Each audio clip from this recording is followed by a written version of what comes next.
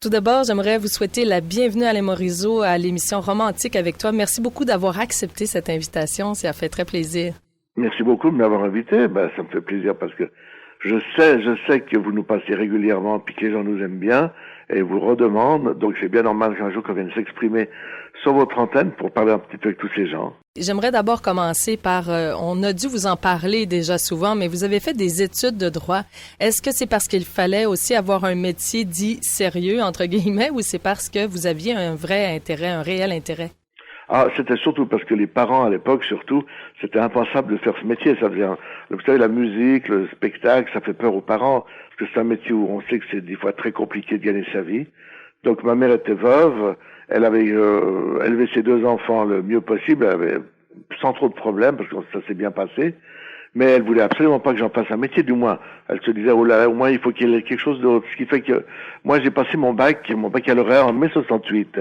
Et en France, à cette époque-là, il y avait vraiment les grosses révolutions étudiantes, donc c'était très compliqué. Moi, j'étais sûr de pas y arriver. J'ai réussi mon bac, ce qui fait que je me suis inscrit dans la faculté où j'avais le plus de copains. Donc en automne, je me suis inscrit à la faculté de droit à Genève. J'avais beaucoup d'amis qui sont devenus maintenant des avocats, qui ont fait leur vie là-dedans. Mais moi, j'étais sans conviction, donc je me suis inscrit là, mais je faisais déjà énormément de musique, je faisais de la télévision. J'étais musicien, simplement pianiste. Il y avait beaucoup de travail à cette époque-là.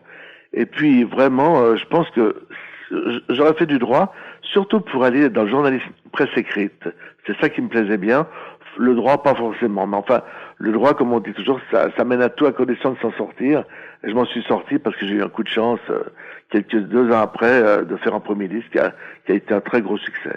J'aimerais aussi qu'on parle un peu du Brésil, parce que je vois que vous avez un intérêt pour le voyage très tôt dans votre carrière.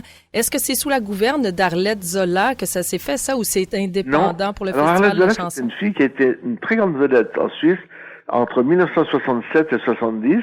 Elle a fait plusieurs succès, côté des succès en France également. Ensuite, elle a disparu. Moi, j'étais son pianiste. J'étais que son pianiste, comme je faisais pour beaucoup d'autres artistes.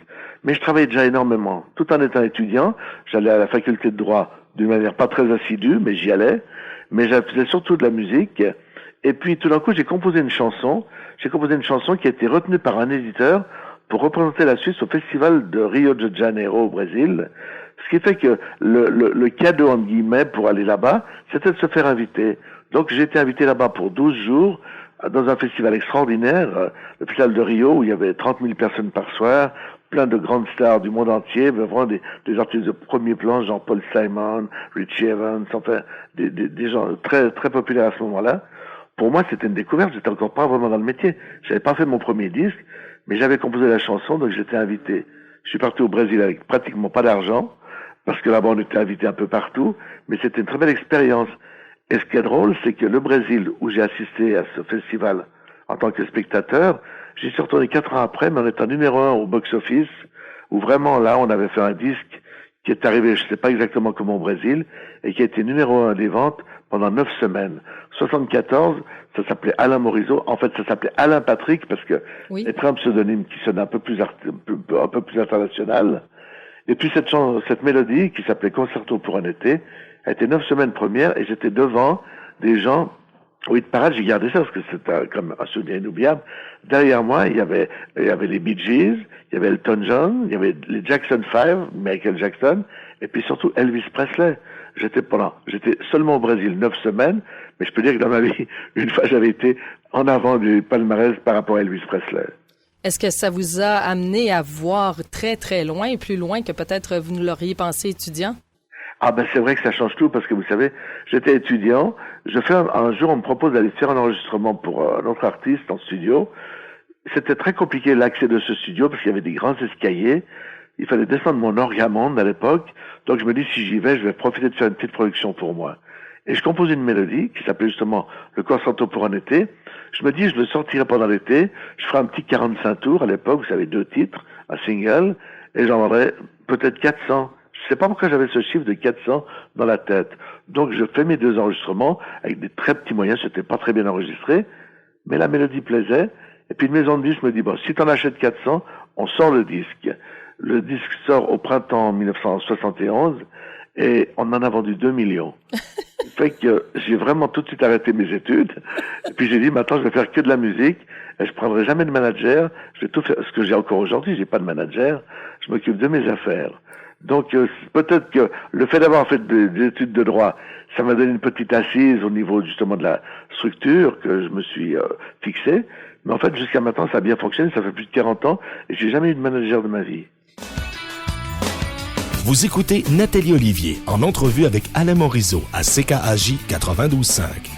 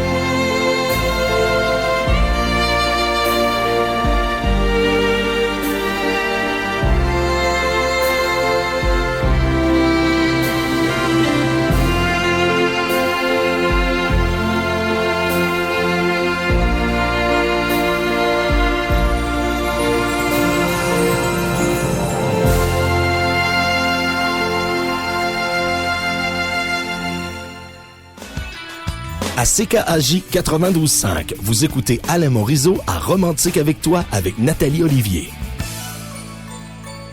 Est-ce que vous croyez que de vous produire vous-même, et je pense aussi que vous avez un studio à la maison, est-ce que ça vous aide à être toujours aussi prolifique? Alors d'abord, à l'époque, évidemment, j'ai fait un studio dans la maison où j'habite toujours. Du reste, j'avais fait un studio qui était assez performant, où j'ai fait tous mes premiers enregistrements, enfin la suite, parce qu'après, j'ai construit donc ce studio qui m'appartenait. Et puis là, j'ai fait beaucoup d'enregistrements pendant des années. Et surtout, je me suis jamais fixé la manière dont je devais rembourser ce studio, puisque c'était moi qui me l'étais acheté. Et je me suis dit, si je fais un autre succès, eh ben, ça me payera le studio. Et j'ai eu la chance d'en faire quand même quelques-uns, notamment grâce au Québec, quand on a sorti Le Lac de Côme, qui était un gros hit. Les oiseaux chantaient, ça a de nouveau plusieurs millions de disques dans le monde. Et puis voilà, moi j'ai eu beaucoup de chance, donc le fait d'avoir un studio en dessous, c'était très pratique parce que on avait une idée, on allumait la lumière, on descendait, on enregistrait. Et puis là j'ai accueilli beaucoup d'artistes, j'ai fait toutes mes productions et ça m'a donné une très grande autonomie dès le début. Et aussi, ça a permis, comme vous venez de le dire, plusieurs collaborations. Cependant, dans les années 80, vous avez aussi co-animé une émission pendant laquelle vous receviez, au fond, vos coups de cœur, vous les présentiez. Est-ce que ça aussi, ça donnait lieu à de belles collaborations? Alors ça, bien sûr, parce que tout d'un coup, la télévision suisse me propose de faire une émission de télévision, ce que j'ai accepté. Donc j'ai une émission entre 1980 et 85, où j'ai accueilli vraiment toutes les grandes vedettes francophones, notamment. Dans cette émission, ça se passait à Genève, ça s'appelait La Grande Roue, ça s'appelait Studio 4, puis ensuite Trèfle d'Or. Donc là, ça m'a donné beaucoup de contacts à travers le monde. Là, j'avais déjà le Québec qui marchait très bien, donc je continuais. Mais moi, quand j'ai fait le succès au Québec en 1978, c'était Le Lac de Côme, et je peux vous assurer que j'étais sur le cul quand on me téléphone pour me dire « Vous êtes premier au Québec », je dis « Mais comment ça ?» Ah oui, toutes les radios tournaient ça. Le Lac de Côme, il n'y avait pas des radios aussi ciblées, aussi spécialisées que maintenant, donc ça tournait partout. J'y vais, on était 10 de platine au bout d'un mois. Mais je m'en souviens de cette période et effectivement, on vous entendait partout. Ça a été une grande porte ouverte, le Lac de Côme, pour vous ici. Absolument. Ensuite, il y a eu tous les autres... Je veux dire, dans la foulée, on a fait 39 disques d'or. Tout s'enchaînait. On avait des 2 disques qui sortaient par année. Tout marchait bien. On est venu en spectacle, mais j'en revenais pas. Parce que pour moi, le Québec, c'était vraiment le bout du monde. Et je me souviens, du reste, la première fois que je suis venu au Québec, c'était en 1978. On était disque d'or, disque de platine sur l'album L45 tours. Mais les gens m'ont dit, mais tu vas voir, tu vas aller au Québec, mais tu vas t'emmerder. Il fait froid, on bouffe mal, tu y a rien. Donc j'allais à ce moment-là au Mexique, et je me suis dit, je vais profiter d'aller au Québec en même temps, comme ça, si je m'enquiquine, je pars vite au Mexique. Ce que j'ai fait, mais en regrettant beaucoup, parce que la semaine que j'avais passée à Montréal était tellement extraordinaire que je me suis dit, non, je vais revenir. Donc je suis revenu l'année d'après, puis ensuite on a fait une tournée, puis 2, puis aujourd'hui on est à 1500 spectacles, et puis je pense que je connais la province de Québec beaucoup mieux que la plupart des Québécois, parce que j'ai été partout, d'Havre-Saint-Pierre à Shawinigan, de Timmins en Ontario au Lac-Saint-Jean, à la Côte-Nord. Vraiment, je connais bien. Vous écoutez Nathalie Olivier en entrevue avec Alain Morisot à CKAJ 92.5.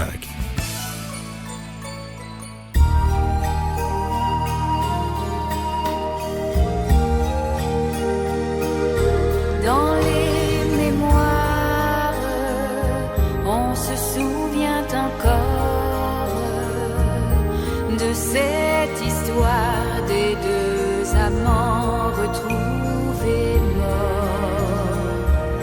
C'est une histoire qui renaît à l'aurore, quand dans le noir se glissent les premiers rayons d'or. Les fiancés du lac de Côme, comme des fantômes, passent sans faire de bruit. Les fiancés du lac de Côme sont seuls dans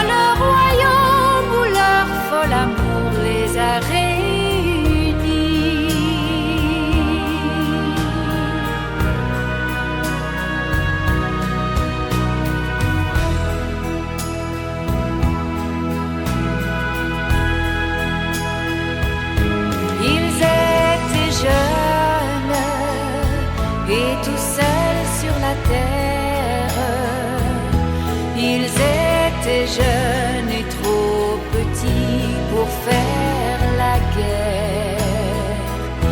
15 ans à peine, c'est la vie qui commence. Mais quand on s'aime trop tôt, cela fait peur aux gens. Les fiancés du lac de Côme, comme des fantômes, passent sans faire de bruit. Les fiancés du lac de Côme sont seuls dans le royaume où leur fol amour les a réunis.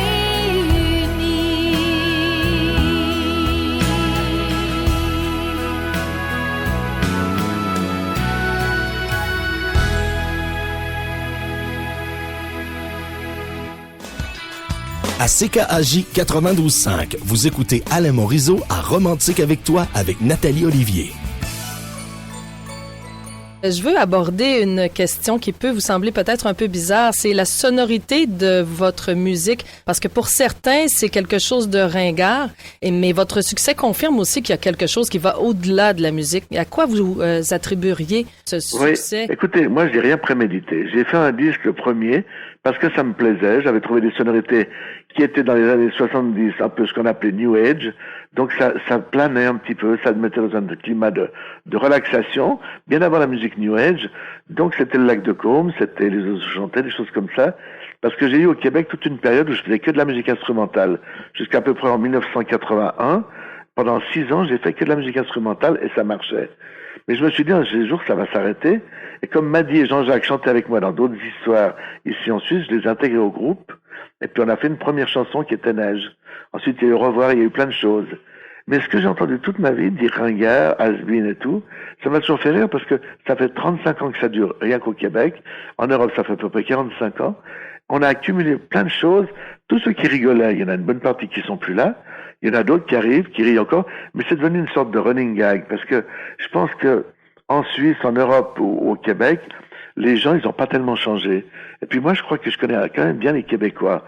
Malgré tout ce qu'on peut me dire, les Québécois, ils regardent le hockey le mardi soir, ils mangent de la poutine, ils mangent du pâté chinois. Moi, je connais bien l'histoire. Donc, ces gens-là qui nous aiment bien depuis le début, ils n'ont pas tellement changé. C'est les médias qui croient qu'ils ont changé. Les médias, ils veulent toujours rajeunir. C'est la grande maladie du siècle, c'est la rajeunité aiguë. Mais le grand public nous est toujours resté fidèle. Même si on passe moins à la télé, même si on passe pas beaucoup à la radio, on annonce une tournée de Sweet People et les salles se remplissent. Alors on reste toujours un phénomène, ils se disent mais c'est incroyable. Mais oui, mais cherchez l'erreur. Je veux dire, nous on fait ce qu'on sait faire, ce qu'on aime faire pour les gens, et puis à partir de là, ça nous a permis de perdurer comme ça pendant très très longtemps, et on continue l'année prochaine à revenir chez vous dans plein de villes parce que on s'est fait une place vraiment particulière chez les Québécois. Je le sais parce que je reçois peut-être 30 mails par jour du Québec, des gens qui nous demandent ce qu'on devient, quand c'est qu'on revient en tournée, le titre d'une chanson. On est très très présent. Donc même à des milliers de kilomètres, on s'est trouvé une petite place et puis ceux qui se posent la question, ils n'ont pas fini de se la poser, quoi. Et le thème de vos chansons, il y a l'amour, bien sûr, et vous, vous êtes mariés après 31 ans d'amour. Est-ce que ça a été une façon pour vous de venir confirmer, pour ne pas dire consacrer, cet amour? Écoutez, avec Maddy, ça a commencé en 1970 et puis aujourd'hui, ça fait 44 ans que ça dure. Effectivement, on n'avait pas vraiment pensé se marier parce qu'on était bien comme ça se posait pas de questions. Puis à un moment donné, quand les années passent, on se dit, on va peut-être quand même officialiser la chose. Je pense que les gens ont peut-être connu ce genre de problème. Donc on s'est mariés il y a maintenant 12 ans, mais je veux dire, ça n'a pas changé grand-chose, parce que on avait notre façon de fonctionner ensemble. Il y a beaucoup de complicité, il y a surtout de la complicité, parce que après tant d'années, je dis un mot, puis elle peut dire le reste de la phrase, quoi. Je veux dire, il y a vraiment des choses qui s'impliquent, qui deviennent tout à fait normales, mais c'est vrai que le stature du groupe, c'était à la base, c'était Maddy qui a fait partie de toutes les époques. Maddy, ça fait depuis que je fais de la musique, elle est toujours avec moi. Toute époque, tout style confondu. Donc ça reste une voix référence par rapport au groupe. À l'intérieur du groupe, il y a toujours Jean-Jacques qui est avec moi, mais qui est parti, qui est revenu, qui est parti, qui est revenu. Fred qui est arrivé plus tard. Et puis j'ai toujours dit qu'on est des personnages très différents les uns des autres, mais on est forts ensemble. Et c'est peut-être la force de Sweet People par rapport à d'autres groupes, c'est que on a su rester ensemble à travers tous les vents et marées, et puis on a une ligne de conduite, et puis même si on n'est pas à la mode, même si on n'a pas de scoop, même si on n'a rien à raconter aux journaux par rapport à nos vies privées et tout, ben les choses se sont bien passées, et on continue à exister. Donc, un peu comme de grands amis aussi, parfois des chicanes, des séparations, mais toujours l'essence, au fond, d'être ensemble et d'avoir du plaisir aussi, j'imagine, à jouer ensemble. Mais bien sûr, parce que c'est vrai que on a fait des milliers de spectacles ensemble, on a fait plein de voyages, on était vraiment au Japon, on était aux États-Unis, en France, en Allemagne, enfin toute l'Europe, bien sûr.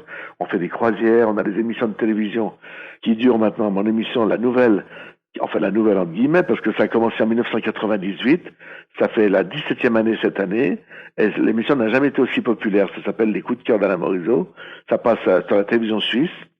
On accueille toutes les grandes vedettes du moment. On n'a pas seulement des has-beens, des ringards. On a vraiment notamment, on est devenu très amis avec Véronique Diquière récemment, qui vient régulièrement faire mon émission. Enfin, on a plein de gens comme ça. Et puis tout a continué, et puis on est toujours ensemble. Alors, on se voit pas tous les jours, parce que c'est vrai que pour tenir le coup, justement, il faut pas se voir tous les jours. Il faut avoir chacun notre liberté. Il faut bien se connaître, savoir ce qu'il faut dire ou pas dire au bon ou au mauvais moment. Il faut être un peu diplomate. C'était mon rôle à travers toutes ces années au sein du groupe, c'est-à-dire d'arrondir les angles.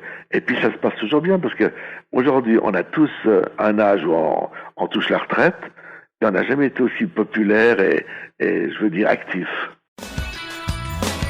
Vous écoutez Nathalie Olivier en entrevue avec Alain Morisot à CKAJ 92.5.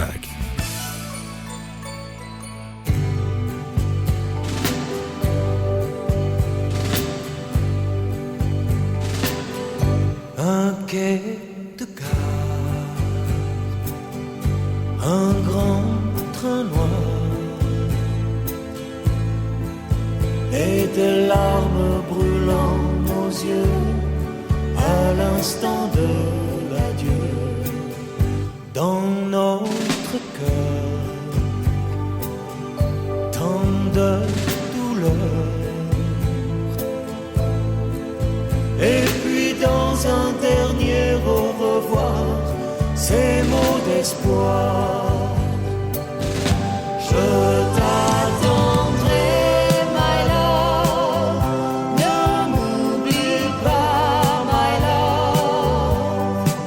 Ceux qui s'aiment reviennent toujours au jardin de l'amour.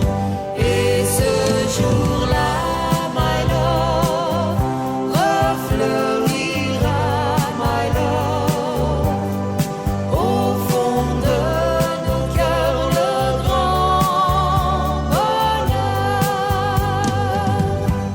Le mal de toi, le cœur en croix. Tant de jours privés de soleil, tant de nuits sans sommeil. Ne t'en fais pas, garde la foi. Au-delà de ce qui nous sépare, il y a l'espoir. Je t'attendrai, my love, ne m'oublie pas, my love. Ceux qui s'aiment reviennent toujours au jardin de l'amour. Et ce jour-là, my love, refleurira, my love, au fond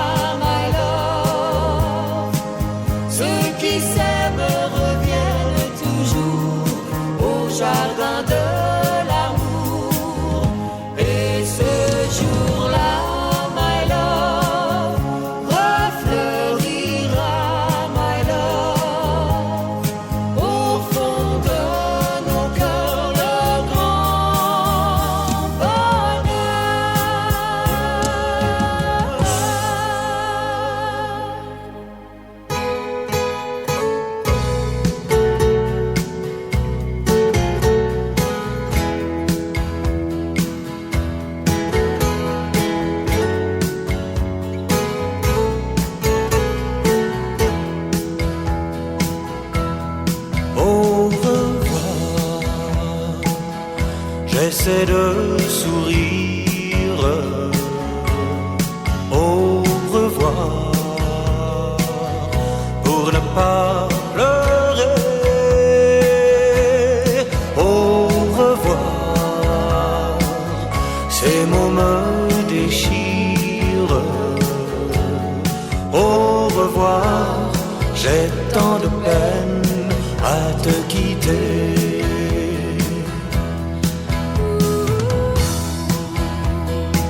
Au revoir. Aide-moi à m'en aller. Au revoir. Nous nous sommes tant aimés. Notre amour était bien trop fort. Ne m'en veux pas, mais malgré moi, je t'aime encore.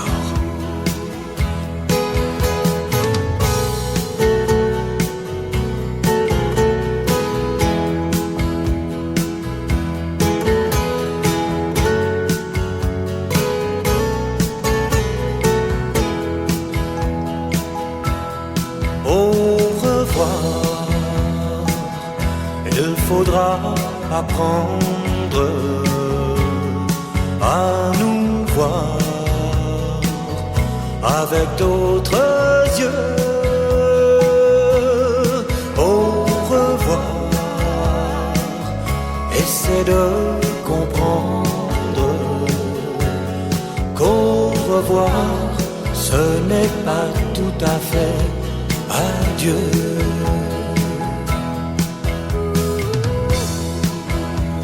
Au revoir. Comment veux-tu que je t'oublie? Au revoir.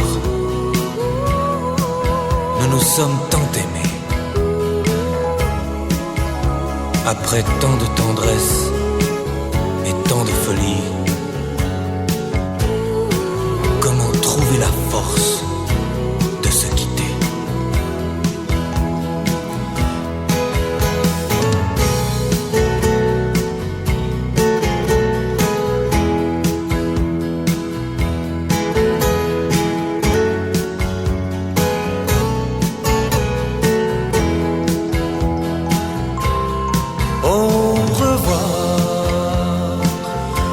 Dernière page de l'histoire vient de se tourner. Au revoir,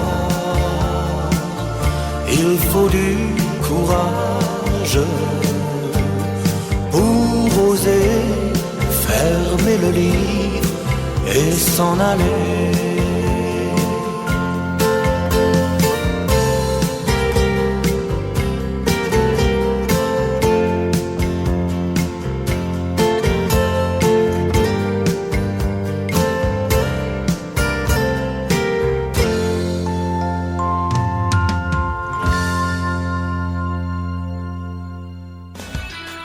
À CKAJ 92.5, vous écoutez Alain Morisot à Romantique avec toi avec Nathalie Olivier. Si je vous demandais de nous présenter vos complices, est-ce que vous diriez, par exemple, si on parle de Fred, que c'est l'éclectique du groupe? Ah oui. C'est lui qui devient votre interprète en voyage? Ah ben oui, exactement. Parce que d'abord, lui, il parle 4 langues très couramment. En plus, Fred, il sait tout faire. Il chante, il danse d'une manière extraordinaire. Il compose, il fait beaucoup de paroles de chansons. Et puis, il a pris dans le groupe une place très importante parce que, justement, il est arrivé à un moment donné où Doc Sillac venait de nous quitter. Et puis Fred, qui était musicien-guitariste, a pris une place devant. Et tout d'un coup, je me suis aperçu, parce que je ne le savais même pas vraiment, qu'il savait faire plein de choses. Et aujourd'hui, c'est un élément très important. Il nous a donné presque un deuxième souffle. Et à partir de là, aujourd'hui, il est complètement Sweet People, quoi. Adios Amigo revient. Je pense aussi à une chanson qui tourne beaucoup ici, Mon île au soleil. Ça, c'est son style vraiment de prédilection. Bien sûr, Mon bateau, les chansons rythmées. D'ailleurs, il y a un disque qui va sortir bientôt où il y a beaucoup de chansons qui sont très rythmées. Et ça, c'est ce que Fred a amené au groupe, si vous voulez. Il nous a tiré sur des voix qu'on pouvait pas faire peut-être forcément nous seuls. Et Jean-Jacques Aigli, est-ce que vous diriez que c'est l'inspiration country du groupe? Oui, alors lui, il adore la musique country. Mais si vous voulez, c'est le parolier également de beaucoup de chansons de Sweet People, surtout au début.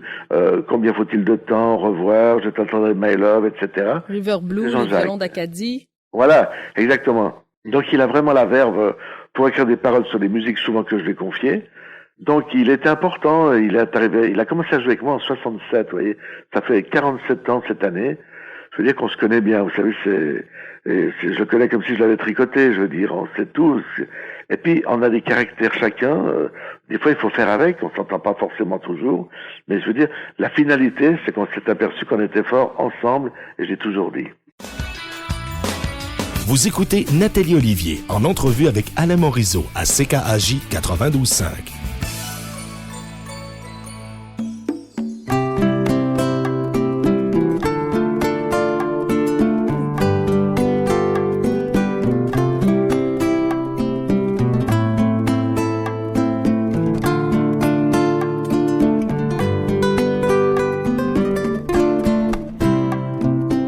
Ce n'est qu'une île au grand soleil, un îlot parmi tant d'autres pareils, où mes parents ont vu le jour, où mes enfants naîtront à leur tour. Oh mon île au soleil, paradis entre terre et ciel, où le flot tout au long des jours chante au sable fin sa chanson d'amour.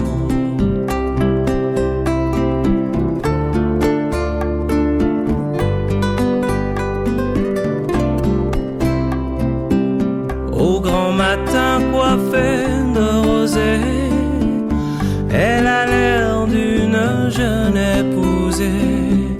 Je la regarde et mon fardeau semble aussitôt léger sur mon dos. Oh mon île au soleil, paradis entre terre et ciel, où le flot tout au long des jours chante au sable fin sa chanson d'amour.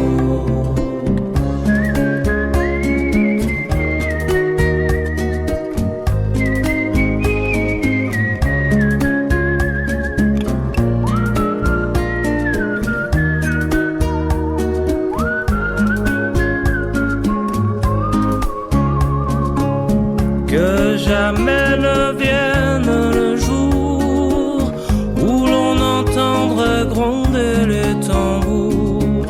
Ça ferait peur aux grands oiseaux et pourrait troubler nos doux calypsos. Oh mon île au soleil, paradis entre terre et ciel, où le flot tout au long des jours chante au sable fin sa chanson d'amour. Oh mon île au soleil, paradis entre terre et ciel, où le flot tout au long des jours chante au sable fin sa chanson d'amour.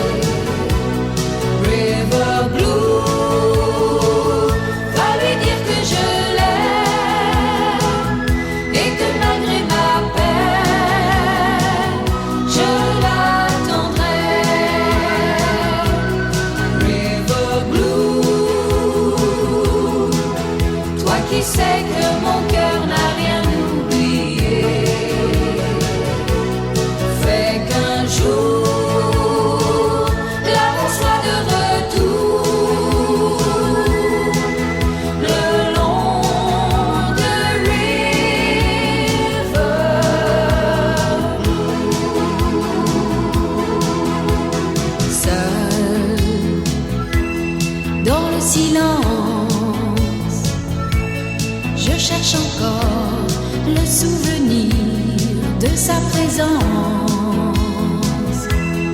Mais sur ce rivage où tous mes rêves s'en vont, il ne reste rien que cette chanson. River Blue, toi qui sais que mon cœur n'a rien oublié, fais qu'un jour l'amour soit de retour le long de River Blue. Les années qui passent ont tout emporté.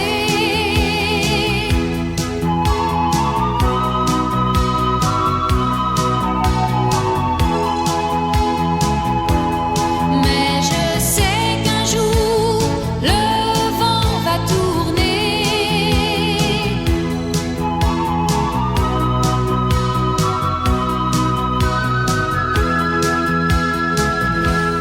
River Blue, rivière de mes souvenirs du temps passé. River Blue, va lui dire que je l'aime et que malgré ma peine, je l'attendrai. River Blue, toi qui sais que mon cœur n'a rien oublié, fais qu'un jour l'amour soit de retour le long de River Blue.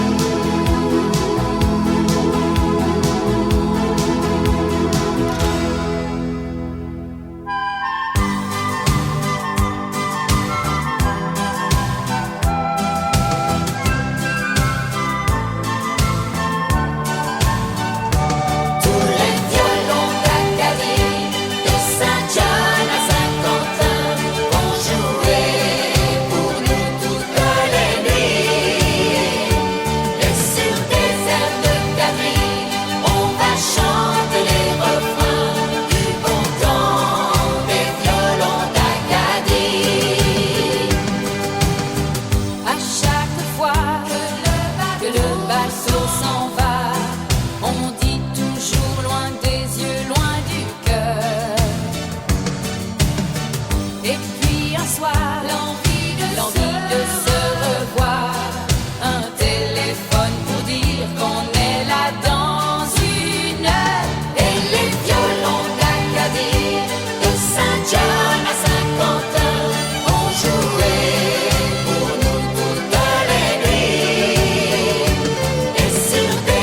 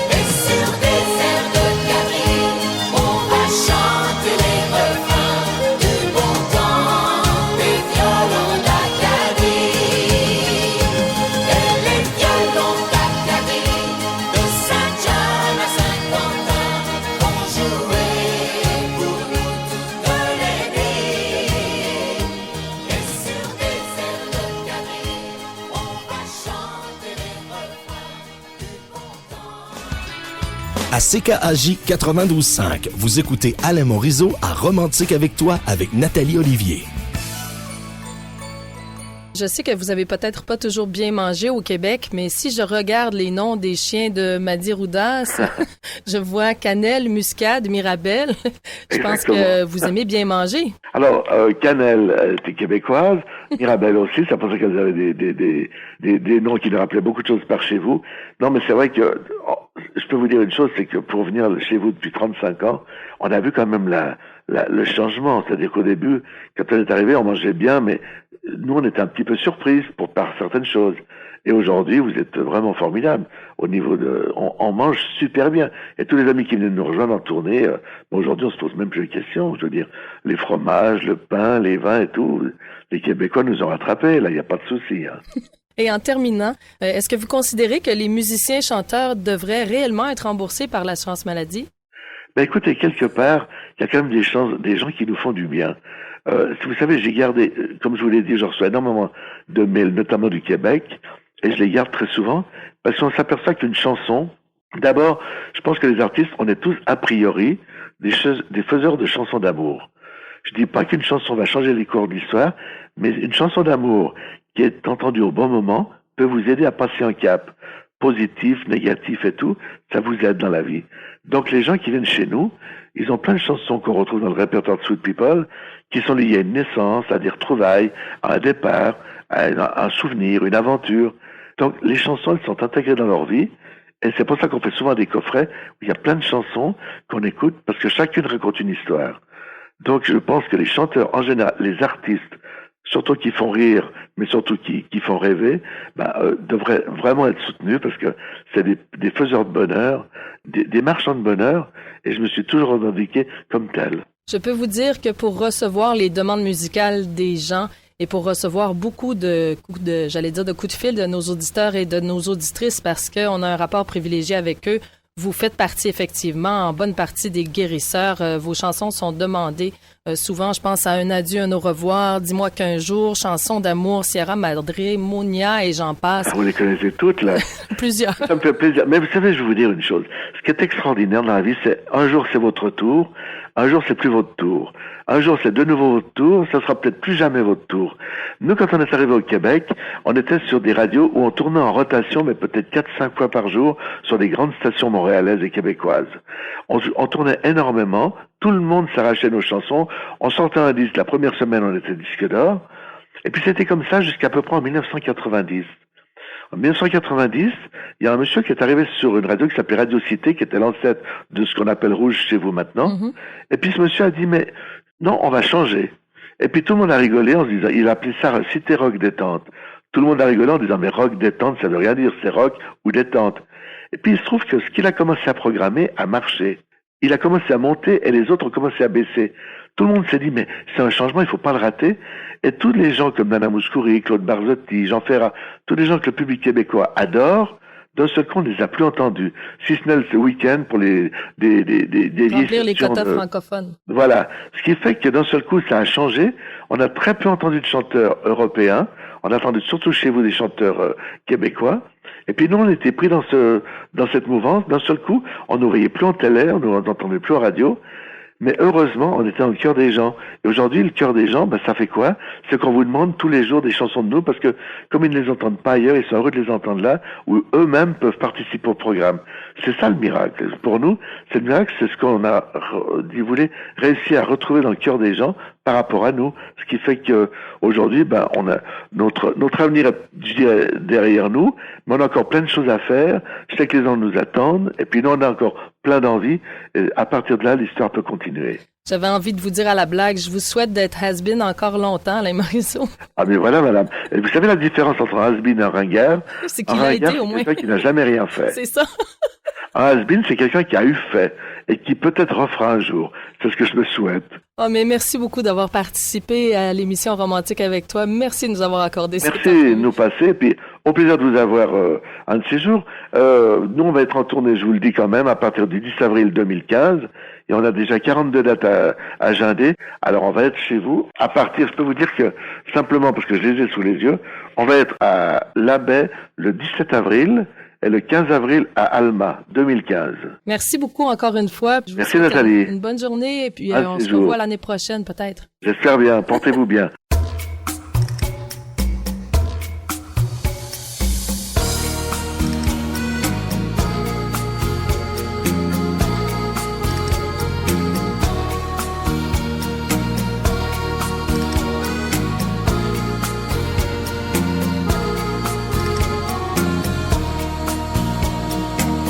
Ton souvenir frappe à ma porte, il vient me tenir compagnie.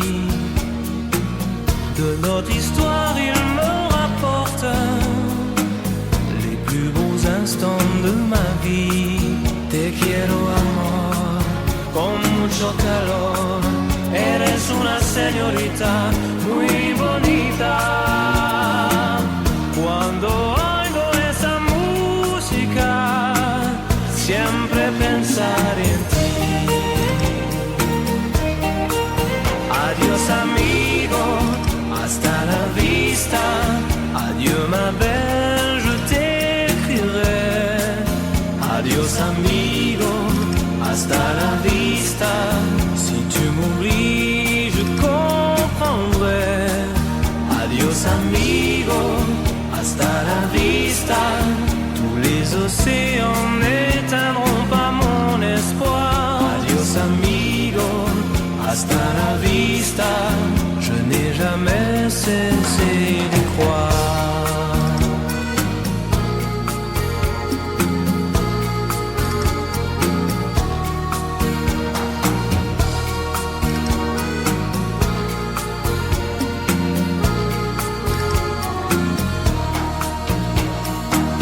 On m'avait dit que tout s'efface en quelques larmes ou quelques mois, qu'un autre cœur prendrait ta place. Pourtant j'entends toujours ta voix. Te quiero amor, con mucho calor, eres una señorita muy bonita. Cuando oigo esa música, siempre pensar en ti. Adiós amigo, hasta la vista. Adieu ma belle, je t'écrirai. Adiós amigo, hasta la vista. Si tu m'oublies, je comprendrai. Adiós amigo, hasta la vista. Tous les océans n'éteindront pas mon espoir. Adiós amigo, hasta la vista. Je n'ai jamais cessé d'y croire. Adiós amigo, hasta la vista. Adieu ma belle, je t'écrirai. Adiós amigo, hasta la vista. Si tu m'oublies, je comprendrai. Adiós amigo, hasta la vista. Tous les océans n'éteindront pas mon espoir. Adiós amigo, hasta la vista. Je n'ai jamais cessé d'y croire.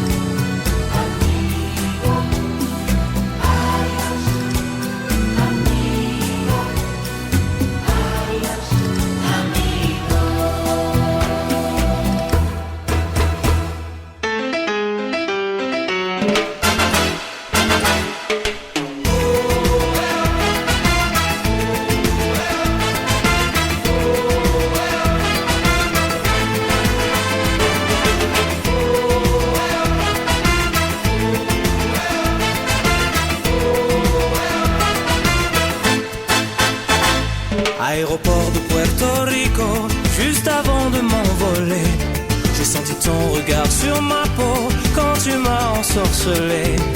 J'ai bien essayé de m'enfuir, mais c'était plus fort que moi. Tu as mis mon cœur à feu et un sens ce soir je ne rentre pas. Viens danser avec moi, te coller contre moi. Pour une danse avec toi, je ferai n'importe quoi. Viens danser avec moi, entremêlons nos pas. Je ne partirai pas sans une salsa dans tes bras.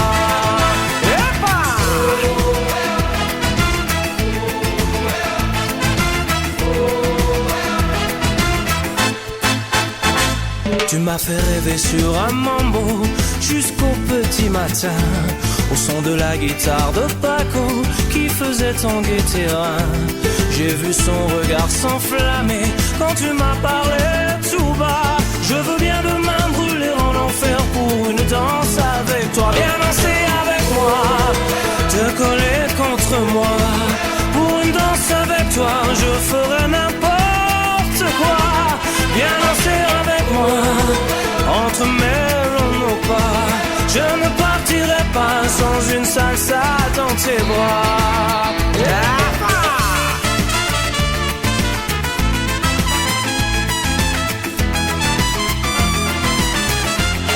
Oh, viens danser avec moi, te coller contre moi.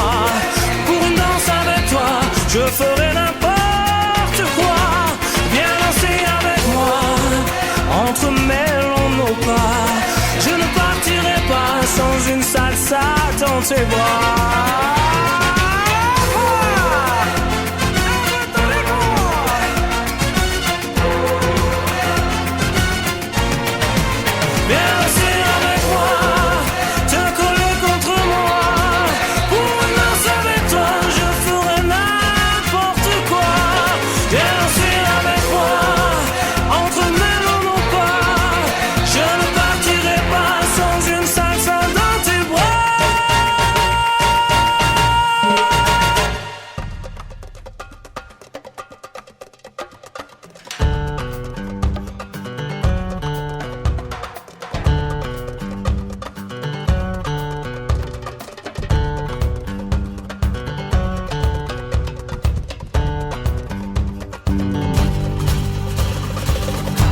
Elle s'appelle Maria Dolores, on l'appelle Maria d'Amore. D'un regard elle vous enflamme, andalouse jusque dans l'âme.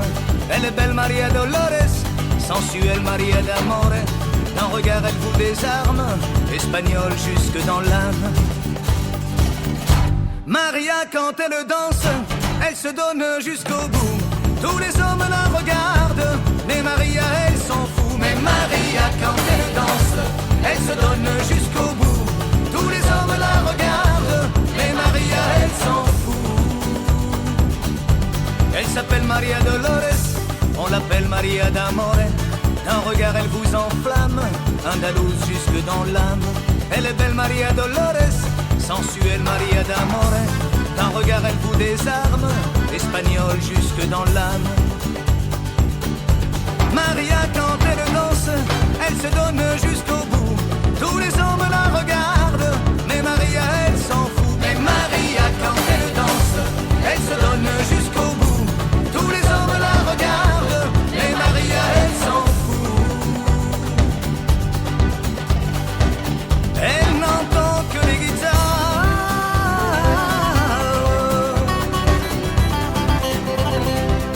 qui lui jouent du flamenco.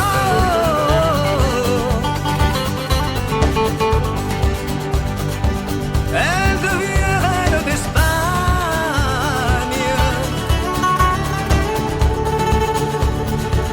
Et moi je l'ai dans la peau.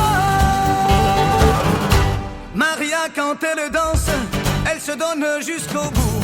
Tous les hommes la regardent, mais Maria elle s'en fout. Mais Maria quand elle danse, elle se donne jusqu'au bout. Tous les hommes la regardent, mais Maria elle s'en fout. Yeah.